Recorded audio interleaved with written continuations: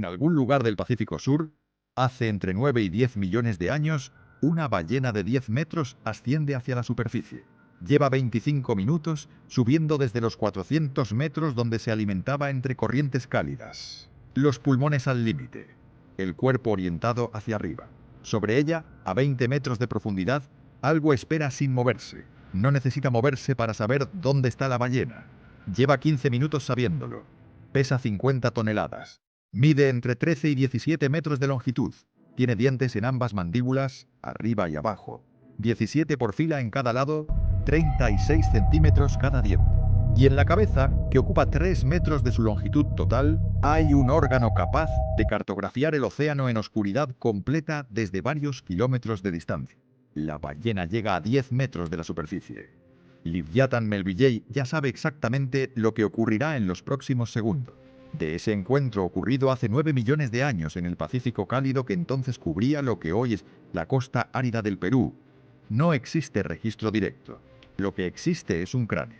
En noviembre de 2008, un equipo de paleontólogos trabajando en la formación Pisco, a 35 kilómetros al suroeste de la ciudad de Ica, encontró algo emergiendo de los estratos sedimentarios del desierto costero. Un cráneo parcialmente conservado, 3 metros de longitud, 1,90 m de anchura, dientes en ambas mandíbulas, intactos, de 36 centímetros. El paleontólogo Olivier Lambert, del Institut Royal de Sciences Naturelles de Belgique, encabezó el equipo que publicó el hallazgo en 2010 en la revista Nature. Lo que escribió en el abstract era técnico y contenido. Lo que dijo en entrevistas posteriores fue más directo. Era el mayor cráneo de cualquier predador raptorial que hubiera existido sobre este planeta. Todo lo que sabemos sobre Livyatan Melvilley surge de ese cráneo, de los dientes que lo acompañaban y de comparaciones con otros fiseteroides. El cuerpo completo es inferencia construida sobre décadas de anatomía comparativa. No existe el esqueleto entero. No existe la imagen definitiva, solo el cráneo. Y el cráneo dice suficiente.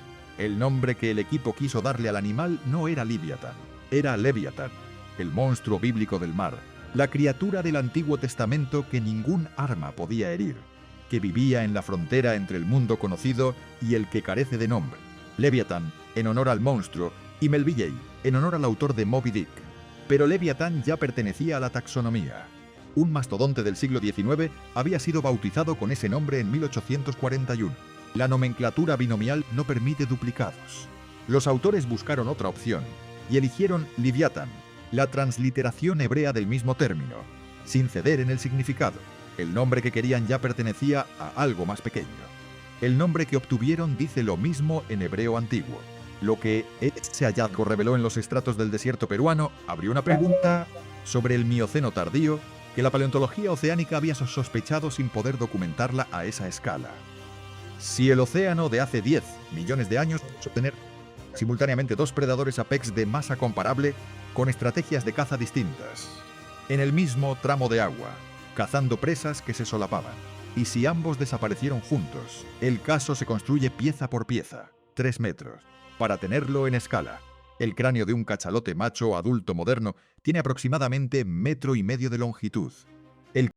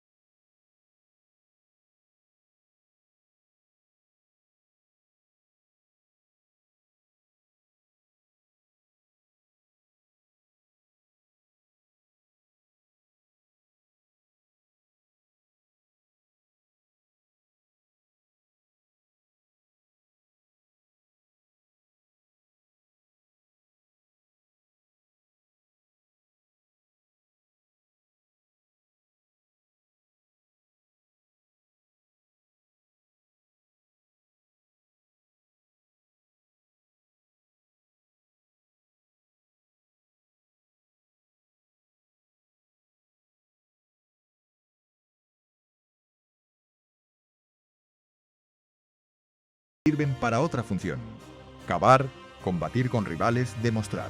Como herramienta de aprehensión de presa viva, nada en el registro fósil supera los 36,2 centímetros de Leviatán. El ancho de cada diente en la base alcanzaba entre 10 y 12 centímetros. Una botella de 2 litros de refresco tiene aproximadamente esa circunferencia, y estaban en ambas mandíbulas. Superior: 17 en cada fila superior.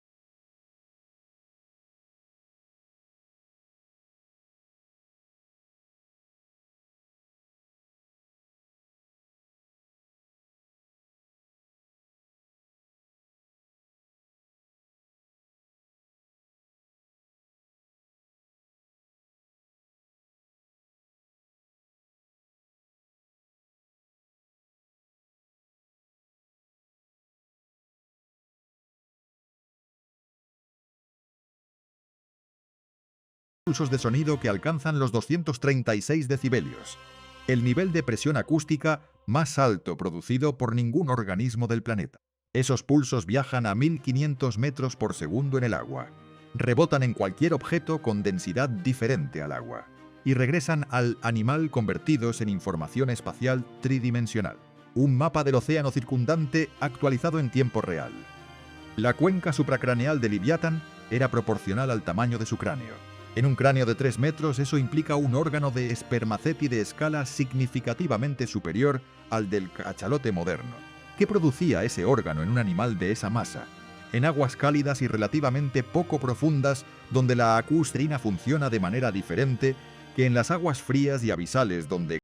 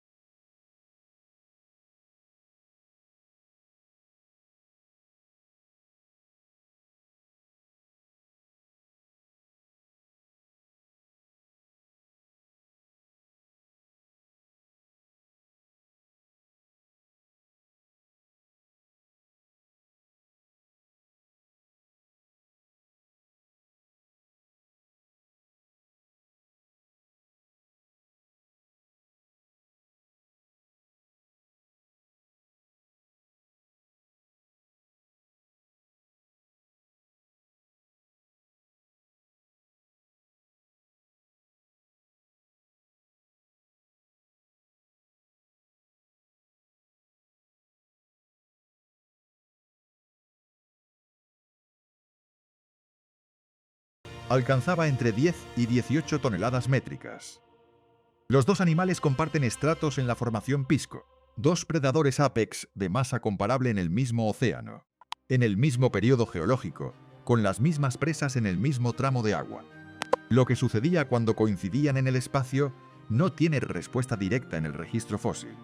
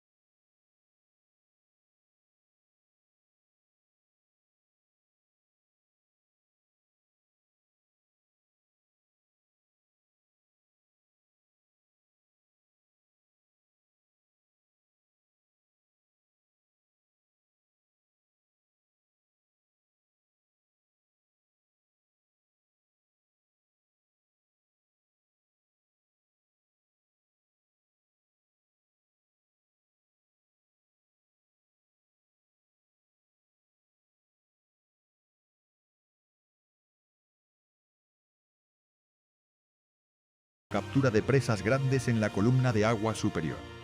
Las ballenas misticetas del Miodio, los ancestros de las actuales ballenas de barbas, tenían entre 7 y 10 metros de longitud, significativamente más lentas que las ballenas actuales, menos especializadas en la evasión de predadores de gran tamaño, con superficies de cuerpo que los dientes cónicos de 36 centímetros podían alcanzar desde arriba, desde abajo o desde el flanco. El uso del espermaceti para localización de largo alcance, combinado con el posicionamiento pasivo en la columna de agua, esperando que la presa ascendiera, explica por qué el encuentro comenzaba mucho antes de que la ballena lo supiera. Livyatan no perseguía, esperaba, rastreaba y cerraba distancia en el momento en que el vector de la presa era predecible. Misma herramienta que el cachalote moderno, arquitectura radicalmente diferente construida alrededor de esa herramienta. Y un océano suficientemente productivo para sostener a ambas formas al mismo tiempo, hasta que ese océano cambió en una dirección que ninguna de ellas pudo seguir. El Mioceno tardío fue un periodo de enfriamiento gradual pero acumulativo. La circulación del océano Antártico se intensificó. Las corrientes cálidas que había muerto el Pacífico peruano durante millones de años comenzaron a desplazarse hacia latitudes más bajas. La formación Pisco que preservó el cráneo de Livyatán conserva en sus estratos superiores una fauna cada vez más empobrecida a medida que el clima frío avanzó. Las presas de Livyatán no desaparecieron de un golpe, se transformaron. Los misticetos que sobrevivieron al enfriamiento del Plioceno no mantuvieron el tamaño de sus antepasados miocénicos. Se hicieron más grandes, significativamente más grandes. La selección hacia la gran escala corporal en las ballenas de barbas, impulsada en parte por la presión de los grandes depredadores del Mioceno, produjo durante el Plioceno animales que empezaron a superar los rangos que Livyatán había cazado durante millones de años. Una ballena de 20 metros no es la misma ecuación que una de 10. Livyatán estaba construido para presas de 7 a 10 metros. Cuando ese rango de tamaño dejó de ser la norma en el océano, la especialización que lo había sostenido se convirtió en una limitación que el fósil no podía ver llegar. La línea evolutiva que llevaría al cachalote moderno encontró una salida diferente: descenso hacia las profundidades, succión en lugar de mordida.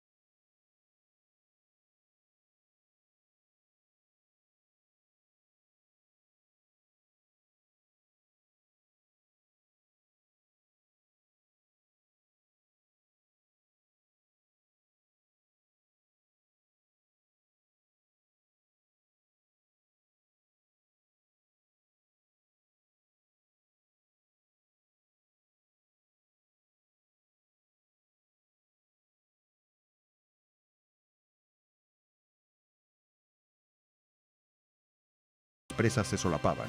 Más allá de eso, el registro de silencio y el espermaceti, sin tejido blando preservado, las capacidades acústicas exactas de Livyatán son inferidas de la estructura ósea. ¿Qué nivel de presión sonora producía ese órgano en un cráneo de 3 metros, en aguas cálidas, con una densidad diferente de fauna marina a su alrededor que en las profundidades frías donde opera el cachalote moderno, está fuera del alcance de lo que los fósiles pueden revelar directamente? El órgano estaba ahí. Lo que producía y qué hacía exactamente el océano miocénico cuando comenzaba a producirlo son preguntas sin respuesta. El océano actual sostiene al cachalote como el mayor predador dental de su superficie. Solo hay uno de esa escala, un animal de hasta 57 toneladas en un océano donde nada de su tamaño lo caza. El Mioceno tardío tuvo 2, posiblemente más, Si los dientes de California, Sudáfrica y Australia pertenecen a formas distintas emparentadas con Liviatán, un océano que puede sostener dos animales de 50 toneladas con estrategias de caza complementarias, más los misticetos de 7 a 10 metros que los sostienen, más la fauna que sostiene a los misticetos, requiere una capacidad de biomasa que el océano actual no tiene en esa misma distribución. Esa capacidad existió. Ese mar cálido, esa abundancia de presas medianas, esa arquitectura ecológica que alimentaba simultáneamente al mayor tiburón y a la mayor ballena raptorial que han existido. Fue real durante millones de años. El cráneo del Museo de Historia Natural de Lima no es solo el registro de un animal, es el registro de lo que el océano era capaz de producir cuando tenía la temperatura, los nutrientes y la biomasa disponibles para hacerlo. El océano actual está perdiendo abundancia de grandes cetáceos en un periodo de tiempo que no tiene precedente en los últimos 65 millones de años. La reducción no viene del cambio de temperatura que terminó con el Mioceno cálido, viene de otra cosa. Y la pregunta que ese cráneo de 3 metros hace, sin palabras, desde la vitrina en Lima, no tiene una respuesta fácil. ¿Cuánto tiempo tarda un océano en recuperar la escala de lo que pierde? ¿Y existe algún precedente en el que esa recuperación haya ocurrido antes de que la causa de la pérdida desapareciera también?